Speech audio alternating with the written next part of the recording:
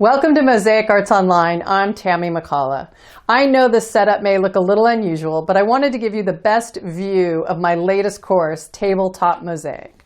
I've been wanting to produce this course for a long time. My goal is to set you on creating the best tabletop mosaic that you will enjoy and stand the test of time and weather if you choose to display it outdoors. Here is my finished piece, and as I lift it up, you can see the base here. This is a custom-made base I have painted black for exterior display. In this course, I will share my years of experience creating mosaic tables. Many people ask me where I get my table bases, and we will cover the different options for sourcing them. I will cover substrates and the best ones for making your custom-made tabletop mosaic. When researching this course, I asked many of our students if they wanted to learn in ceramic tile or stained glass. It was a resounding yes for ceramic tile, so here it is.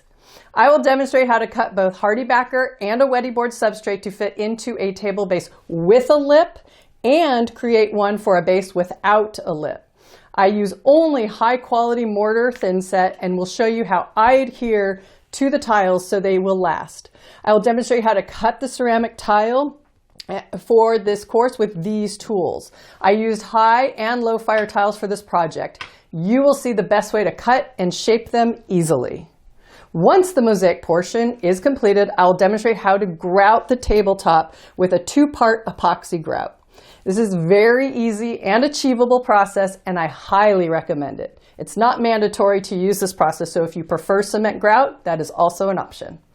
At the end of this course, you will have the knowledge and the skills to create a long-lasting and beautiful tabletop mosaic for interior or exterior display. I've included a PDF of templates for downloading of the 3 flowers I used to create this, plus the tools, materials, and resources. So let's get started.